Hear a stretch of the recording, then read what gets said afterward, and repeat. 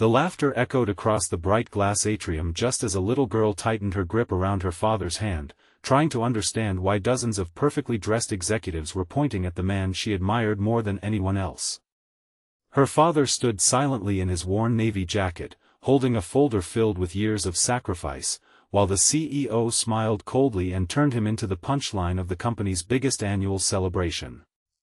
No one realized that within a single afternoon, that cruel joke would trigger a chain of events so devastating that careers would collapse, fortunes would disappear, and the very future of the corporation would rest in the hands of the man they had humiliated. If you believe kindness is never weakness, and that forgiveness, hope, and second chances can change lives, please take a moment to like this video, leave a thoughtful comment, share it with someone who needs encouragement today, and subscribe to our channel to become part of our growing community that believes compassion always matters. Garrett Holloway had never expected life to become so heavy before turning 40. 3 years earlier, he had buried his wife after a sudden illness, and since then every sunrise had begun with making breakfast for his 8-year-old daughter, Eliza, before rushing to construction jobs that barely paid enough to keep their small apartment. Every dollar had a purpose. Every hour belonged to someone else. Yet despite the exhaustion etched into his face, Garrett carried himself with quiet dignity because Eliza believed her father could solve every problem in the world, and he refused to let her see how frightened he often felt. Months before that unforgettable day, Garrett had spent evenings designing a revolutionary safety system for commercial warehouses after noticing dangerous flaws while repairing industrial buildings.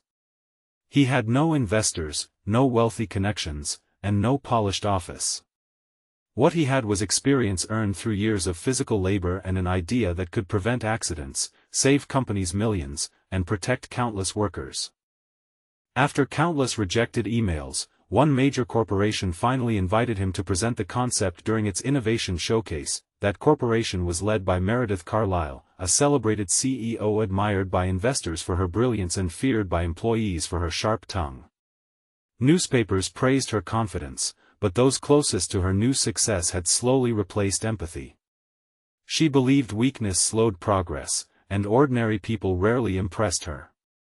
The showcase had become more about entertaining shareholders than discovering overlooked talent. Garrett arrived early carrying his presentation in an old leather folder whose corners had been repaired with careful stitching.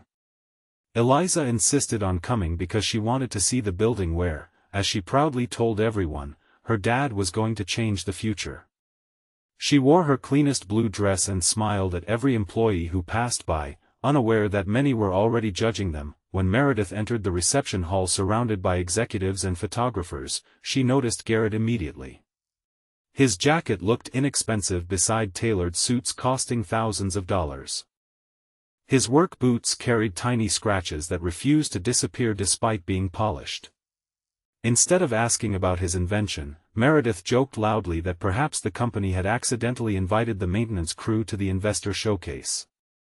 Laughter spread through the room faster than anyone expected. The joke should have ended there, but it didn't.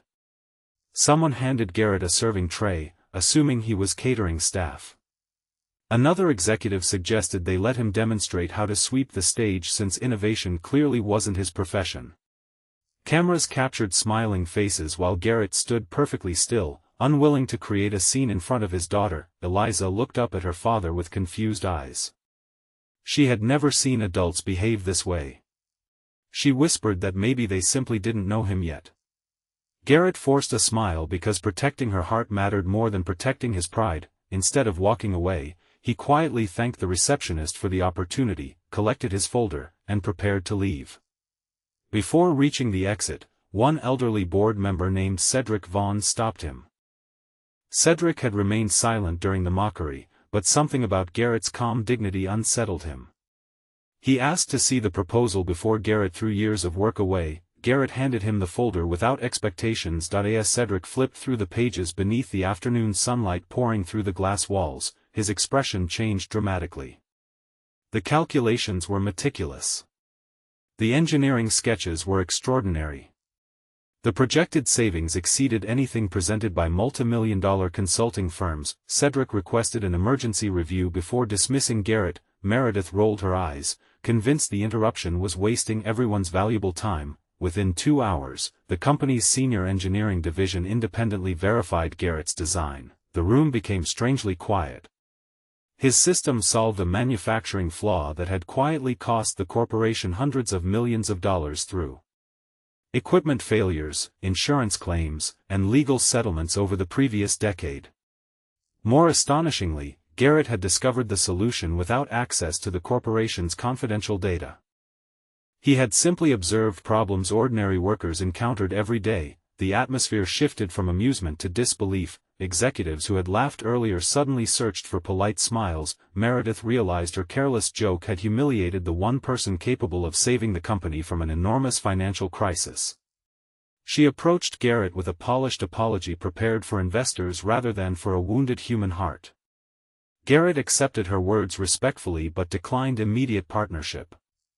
He explained that trust could not be rebuilt as quickly as damaged reputations. News of the incident spread throughout the business community before sunset. Employees anonymously shared recordings showing the public humiliation. Investors questioned whether leadership capable of mocking hard-working innovators could truly recognize valuable opportunities. Several promising inventors quietly withdrew their own proposals, deciding they would rather work with competitors than risk similar treatment. Within weeks the corporation lost contracts, public confidence declined, and recruitment of talented engineers became increasingly difficult.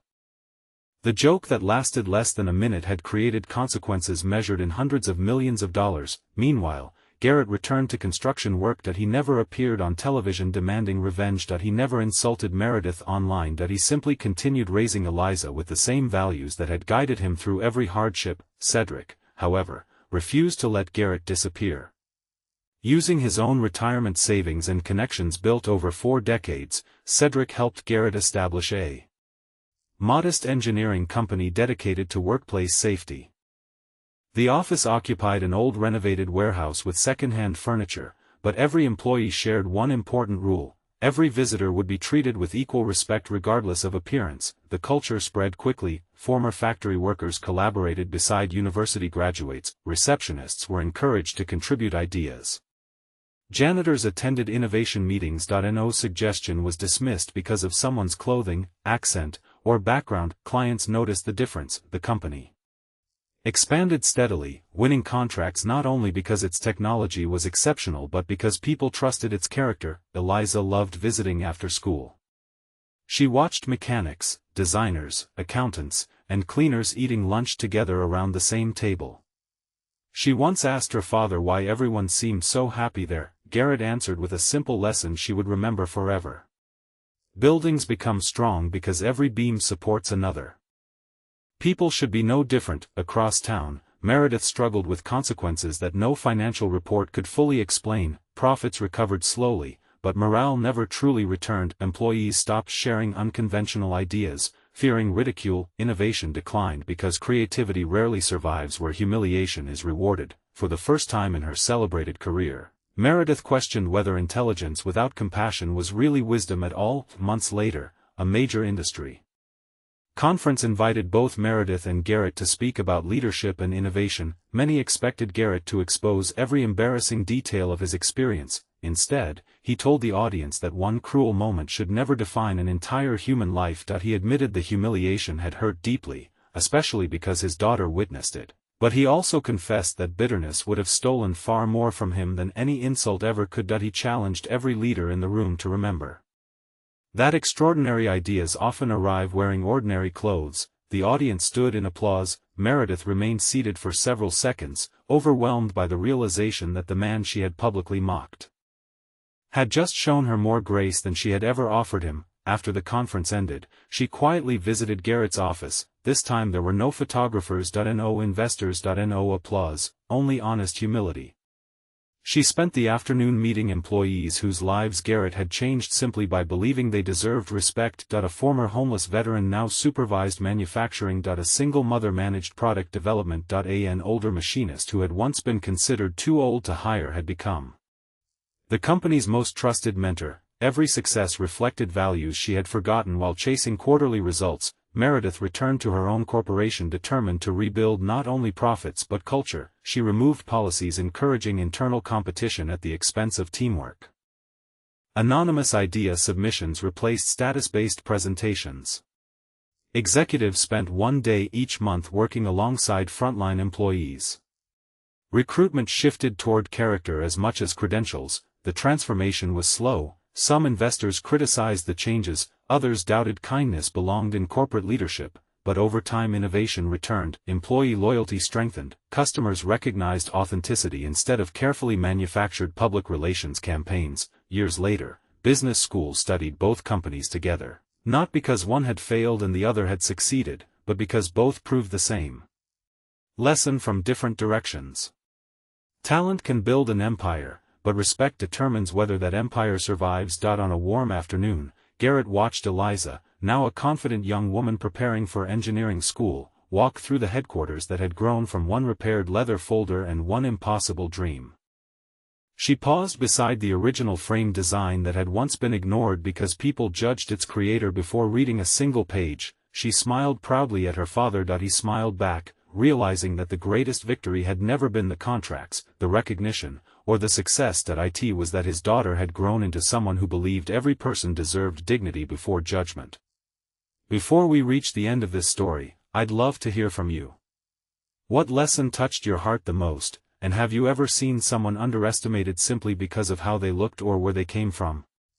Leave a meaningful comment below and share your thoughts with our community. If this story touched your heart, please like this video, leave a meaningful comment, share it with someone who needs hope today, and subscribe to our channel so you never miss another emotional journey. As the afternoon sun bathed the city in warm golden light, Garrett and Eliza walked away from another ordinary day that had quietly become extraordinary. The laughter that once tried to break them had faded into memory, but the kindness they chose instead continued changing lives far beyond anything success alone could accomplish. In the end, the joke truly cost everything that pride had built, while compassion created something no fortune could ever buy: lasting hope, restored hearts, and a future where every person who walked through the door would be seen not for the clothes they wore, but for the value they carried within.